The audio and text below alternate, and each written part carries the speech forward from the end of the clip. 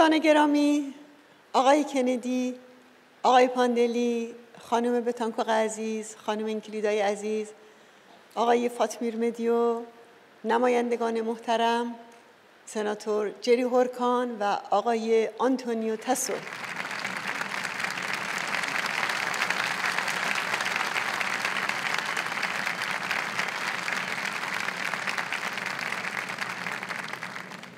شخصیت‌های محترم در سایر کشورها، اعضای محترم جوامع ایرانی، برادران و خواهران عزیزم، گرمترین سلام‌ها و درودهام به شما یاران مقاومت، به شما یاران سخت‌کوش، پرشور، شکیبا و از خود گذشته که هرچند در اجتماعات خود در بیش از 40 مرکز در 3 قاره جهان در ظاهر دور از هم هستید، اما انگار که یک تن و یک پیکر هستید.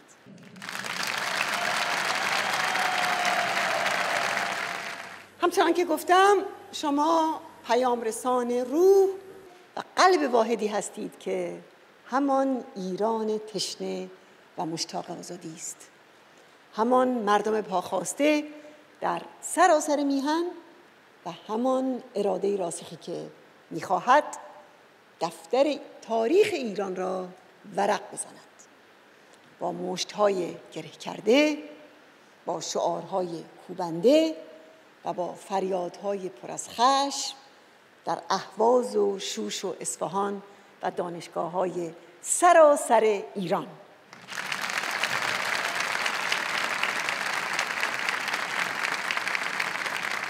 دوستان عزیز، 2 هفته دیگه وارد سال 2019 میلادی میشیم. 3 روز پیش خامنه‌ای گفت که آمریکا و مجاهدین ممکن است جنجال را برای سال 97 بکنند، اما نقشه را برای سال 98 بکشند. به گفته خامنه‌ای هدف آمریکا این است که با مأمورین مخصوصی که برای مقابله با نظام می‌گذارد و با کمک به امثال مجاهدین شاید بتوانند با تحریم و کارهای ضد امنیتی 2 دستگی و جنگ داخلی ایجاد کنند. راستی چرا خامنه‌ای این چنین وحشت کرده و از سال نو و 2 دستگی و بحران در داخل رژیم و از جنگی که خودش با مردم ایران به راه انداخته چرا انقدر نگرانه؟ زیرا در سالی که به پایان اون نزدیک می‌شویم، روزی نبود که ایران ما از جوش و خروش و از فریاد آزادی خواهی در برابر فاشیسم مذهبی خالی باشد. پس به خامنه‌ای و همه آخوندهای حاکم میگوییم بله، بترسید و بلرزید، سرنگونی رژیمتان به دست مردم و مقاومت ایران قطعاً محقق خواهد شد.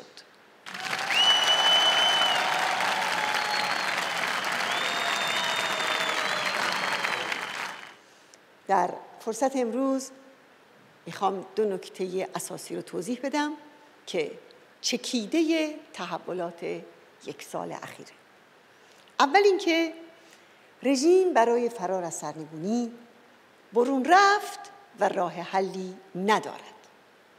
ما از 40 سال پیش خیلی دلمون میخواست و میخواد که فاشیسم دینی حاکم بر ایران تغییر رفتار بده، اما به قول خودش از ترس مرگ خودکشی نخواهد کرد. دوم اینکه استراتژی دیکتاتوری دینی برای بقا و گریز از بحران، سرکوب و انقباض در داخل ایران و صدور تروریسم و جنگ و بحران در خارج از ایران است. در مرداد ماه گذشته آخوند روحانی رئیس جمهور رژیم اعتراف کرد که مشکلات داخلی و بین المللی رژیم از قیام دی ماه بالا گرفته اون گفت اغتشاش پیامی به خارجی ها داد که فهمیدند با فشار بیشتر میتوانند تأثیر بگذارند. بله، دقیقاً از همینجا تعادل درونی و بیرونی حکومت به هم خورد. تنش‌ها علیه رژیم بالا گرفت و بی‌ثباتی بنیادیش نمایان شد. در 1 سال گذشته رژیم بارها و بارها تلاش کرد راه قیام‌ها را ببندد، اما هر بار آتش‌ها از زیر خاکسترها زبانه کشیدند. تلاش کرد جلوی کانون‌های شورشی را بگیرد، ولی نتوانست. به طرح‌های تروریستی علیه مقاومت رو آورد، اما بر سر خودش خراب شد. خواست اقتصاد در هم شکسته را مهار و درمان کند، ولی بدتر شد. خواست با همراهی دولت‌های اروپایی گریزگاهی برای تحریم‌ها فراهم کند، اما به جایی نرسید.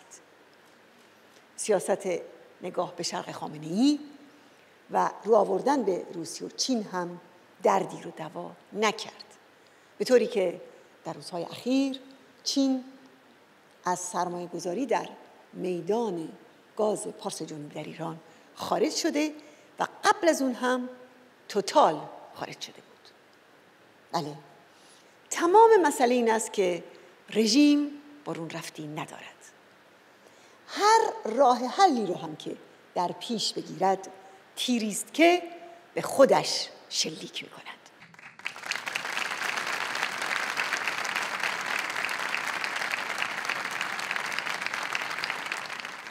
محصول این درماندگی سیاسی تنزل کیفی موقعیت رژیم در عرصه‌های سیاسی، اقتصادی، اجتماعی و بین‌المللی است. حامیان آخوند روحانی میگویند وضعیت دولت روحانی تعلیق در تعلیق است و دولت کرخت و گیج است. سرکرده سپاه خامنه‌ای با توجه به ریزش و انفعال پاسداران گفت وضعیت درونی سپاه یکی از دغدغه‌های رهبری است.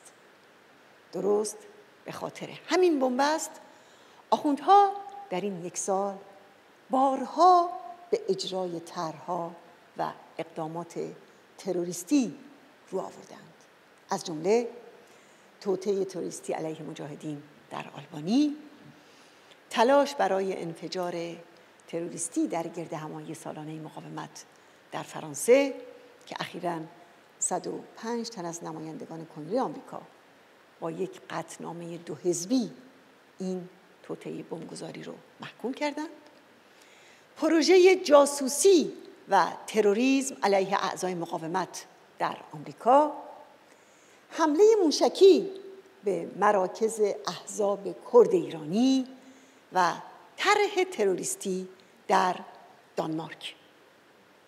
درباره این طرح‌ها و حملات باید به چند واقعیت مهم توجه کرد. اول اینکه رو آوردن به تروریسم و تعدد این جنایت‌ها نه یک واکنش گذرا و تاکتیکی، بلکه یک راهکار و برون رفت در استراتژی رژیم برای بقا و مقابله با بحران سرنگونی است. دوم اینکه جنون تروریستی رژیم در شرایطی که بعد از تحریم‌های آمریکا بیش از هر زمان دیگه‌ای به کمک‌های سیاسی و اقتصادی دولت‌های اروپا احتیاج داره. سوم اینکه دستگیری یک مقام اطلاعاتی رژیم که تحت پوش دیپلمات در اتریش کار می‌کرد و اخراج 3 دیپلمات تروریست رژیم از فرانسه و هلند، دستگیری یک تروریست در دانمارک که رابطه نزدیکی با سفیر و سفارتخانه رژیم در نروژ داشت و همچنین محاکمه 2 تروریست رژیم در کنیا اثبات میکنه که از شورای عالی امنیت آخوندها تا سپاه پاسداران و نیروی تروریستی قدس و وزارت اطلاعات و وزارت خارجه و سفارتخونه‌های رژیم، بله همه اجزای دستگاه تروریسم رژیم ولایت فقیه‌اند.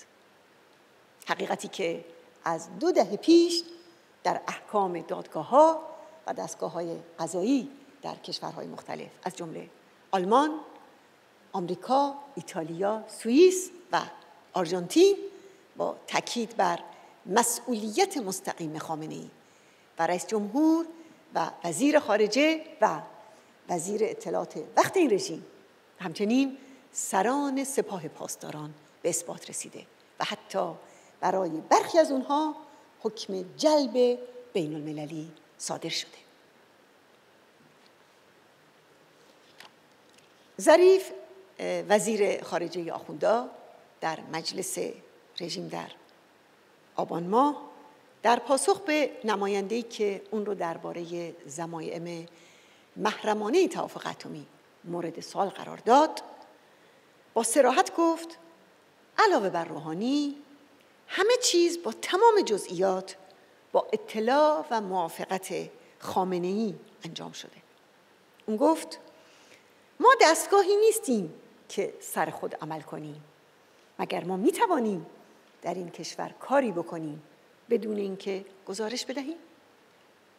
بله، از اینجا میتوان فهمید که تئوری اقدامات و تروریسم خودسرانه اون هم در رژیم آخوندی که همه چیز حتی زندگی خصوصی مردم رو هم کنترل میکنه چقدر غیر منطقی و سرپوش گذاشتن بر جنایت‌های آخوندهاست. بله، تئوری بافی‌ها درباره اقدامات خودسرانه و بدون اطلاع خامنه‌ای و روحانی کاملاً باطله و فقط اونها رو در تروریسم جری‌تر می‌کند.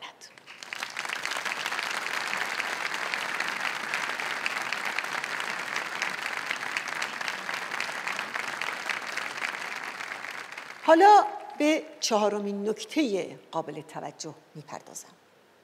نکته 4 این است که در حال حاضر رژیم از تروریسم در اروپا و آمریکا به مثابه یک پاتک و ابزار ضروری تدافعی در مقابل قیام مردم ایران استفاده می‌کند. قبلاً تروریسم یک اهرم تهاجمی برای پیش بردن سیاست خارجیش بود. تئوریسین‌های رژیم مانند جواد لاریجانی، برادر رئیس مجلس رژیم، در 25 سال قبل طبق فتوای خمینی از جمله در مورد سلمان رشدی تروریسم رو نوع جدیدی از قدرت برای توسعه حکومت اسلامی و جا پیدا کردن در تعادل قوای جهانی تعریف کردند. همین شخص نوشته بود ولایت فقیه که در ایران مستقره مسئول جهان اسلامه و توسعه یکی از هدفهای او. راستی آیا اسباب تأسف نیست که با وجود رسوایی تروریسم آخوندها اون هم در خاک اروپا سیاست‌های مماشاتگر همچنان در صدد یافتن راهی برای معامله با این رژیم‌اند یا به دنبال مدد رسوندن به قاتلان مردم ایران هستند؟ ما به اونها میگوییم آقایان، اگر نمیخواهید در کنار مردم ایران باشید، دست کم امنیت شهروندان خودتان را قربانی نکنید. چرا به رژیمی کمک میکنید که شهرهای اروپا را تهدید میکند؟ حرف ما این است که به خواست مردم ایران برای سرنگونی رژیم و برقراری آزادی و دموکراسی احترام بگذارید.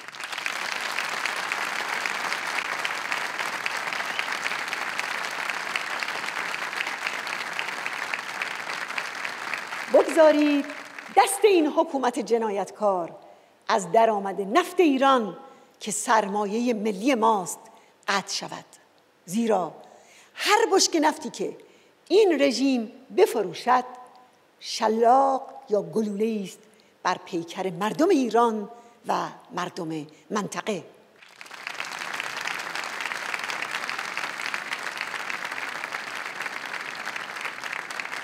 راستی آزمایش‌های پی در پی موشکی این رژیم برای چیست؟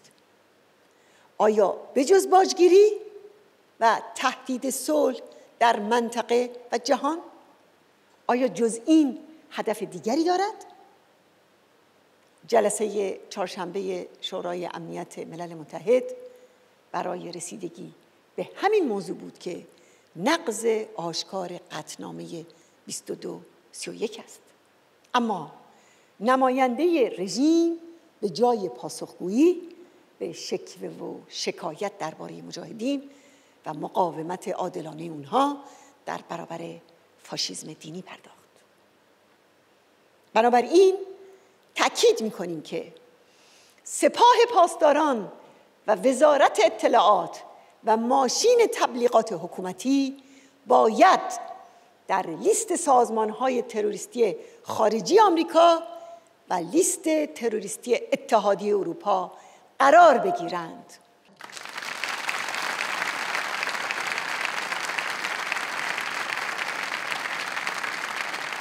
شریان‌های مالی رژیم، یعنی راه تأمین مالی بیت خامنه‌ای و سپاه پاسداران و نیروی تروریستی قدس و گشتاپوی دینی باید مسدود شود.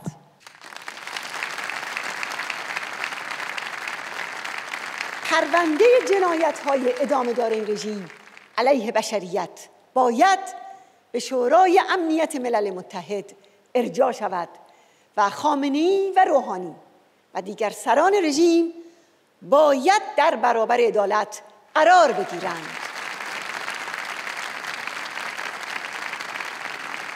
احترام به بیانیه جهانی حقوق بشر که چند روز پیش 70مین سالگرد تأسیس آن بود، ایجاب می‌کند که مهمترین ناقض حقوق بشر در جهان امروز که تا به حال 65 بار در ملل متحد محکوم شده، از سوی همه کشورهای جهان طرد شود.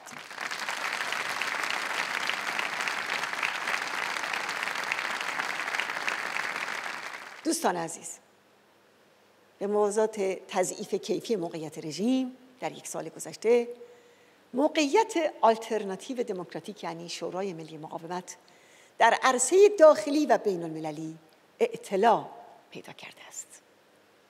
استقبال چشمگیر هموطنانمون در داخل و خارج کشور از برنامه اخیر همیاری ملی نشانه روشن و درخشانی از موقعیت این مقاومت و مقبولیت و پایگاه اجتماعی اونه. به شما حامیان و هواداران مجاهدین و مقاومت ایران درود می‌فرستم.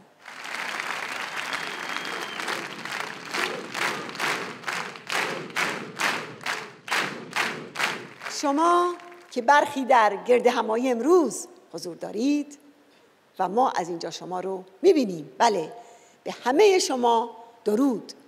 شما در گلریزان همیاری قدرت همبستگی ملی و میهنی رو در برابر رژیم ضد ایرانی نشون دادید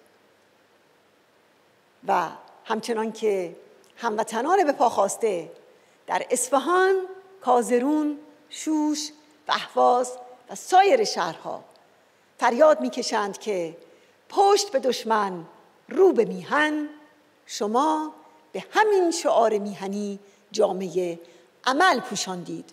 درود بر همه شما.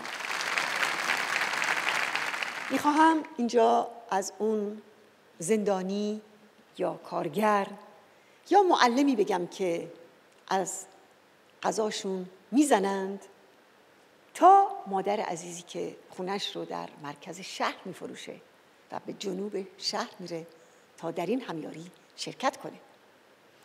از هموطنان کرد و بلوچ و آذری تا عرب و ترکمن در داخل ایران، تا کسانی که زیر بار قرض رفتند و اونها که مثل سالهای گذشته عمده دسترنج سالانه خودشون رو در طبقه اخلاص گذاشتند و اون دختر قهرمان کانون شورشی در تهران که با تحصیلات دانشگاهی دست فروشی می‌کرد و ناراحت بود که چرا پول چندانی برای پرداختن نداره. واقعا نمیدونم از کدوم یکی از این ایثارها بگم. در این باره مسعود یک بار از مجاهدین خواست که از هزینه‌های جاری و ضروری خودشون به کانون‌های شورشی بدن تا کسی از اونها مجبور به فروش کلیش نباشه.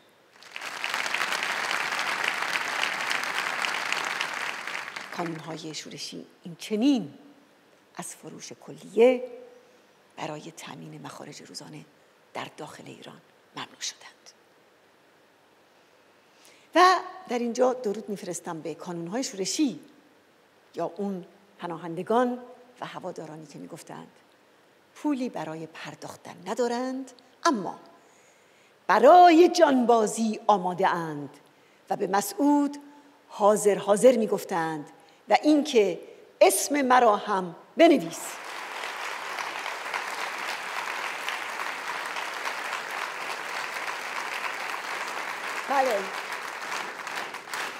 بله این چنین است که هواداران پاکباز مجاهدین از کانادا و آمریکا تا استرالیا و اروپا و سایر کشورها دارایی‌های خودشون رو نثار می‌کنند.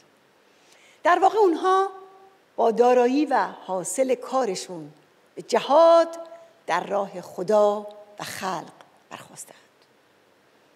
راستی اونها که مدعی بودند مخارج این مقاومت و این سازمان به وسیله این یا اون دولت غربی یا عربی تأمین میشه، کجا هستند و چه میگویند؟ ما فقط میگوییم لعنت بر رژیم دجال و ضد بشری با همه یاوه ها و دروغ‌هایش و هر آن کس که این دروغ‌ها را باز پخش می‌کند. بله این درماندگی آخوندها در مقابل جنبش عظیم و گسترده آزادیخواهی مردم ایران است که شما فولاد مایه آن هستید. شما مجاهدان و پیشتازان که شعله‌های رهایی و صدق و یگانگی را در دلها و جانهای خود برافروخته اید و در تدارک رهایی ملت اسیرتون هستید. شما که هر روز بیش از روز قبل در کار صیقل زدن اراده هایتان برای پروژه بزرگ آزادی، دموکراسی و برابری هستید. شما که جز رهایی میهن و مردم ستم زده سودایی ندارید و برای تحقق این هدف شکوهمند همواره ارزش‌های نوین انسانی و مبارزاتی خلق می‌کنید.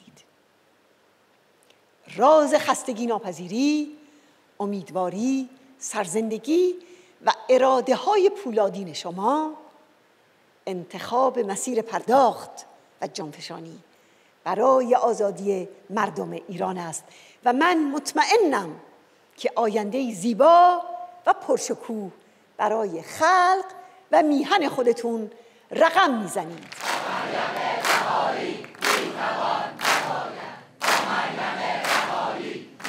و درود به هموطنانمون در استانهای مختلف که به اعتراض و خیزش ادامه میدهند و شعله قیامها را روشن و روشن‌تر نگه داشتند.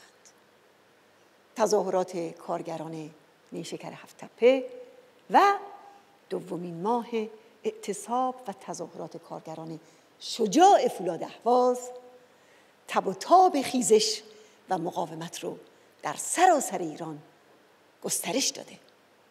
اونها که فریاد کنان به آخوندها گفتند شما میمونهایی هستید که بر منبر پیامبر نشسته اید.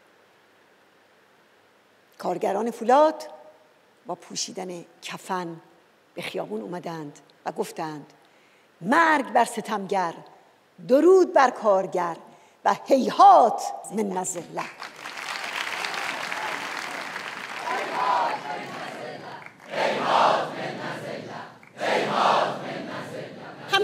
درود میفرستیم به رانندگان و کامیونداران جوانمرد و خستگی ناپذیر که 4مین دور اعتصاب‌های سراسری خودشون رو برگزار کردند. و درود به کشاورزان تهیدست اما مقاوم اصفهان که باز هم به پا خواستند. و درود میفرستیم به دانشجویان آگاه که با تحسن و اعتراض شعله‌های 16 آذر رو برافروختند. درود بر همه اونها. و همچنان که مسعود گفته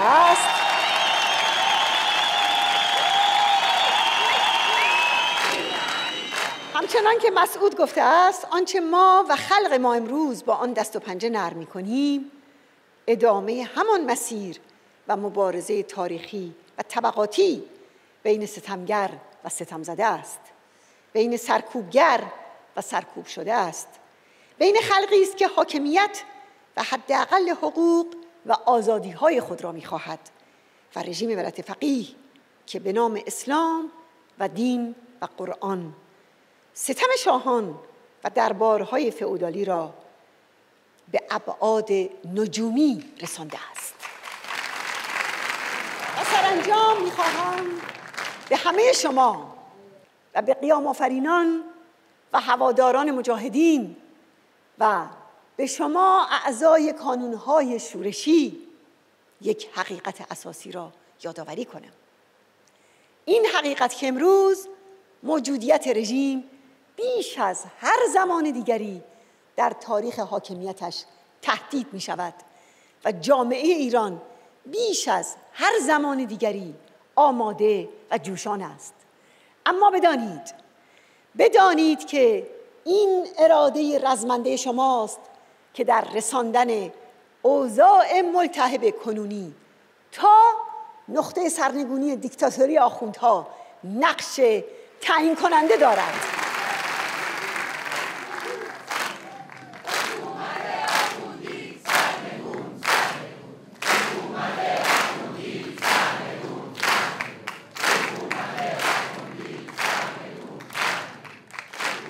رمز پیروزی، پیکار متحد مردم ایران و اعتلاع قیام با پیشتازی کانون‌های شورشی و شوراهای مقاومت است. دیوار ظلمت و اختناق با نیروی فدا و همبستگی فرو خواهد ریخت. پس پیش به سوی ایران آزاد و دموکراتیک.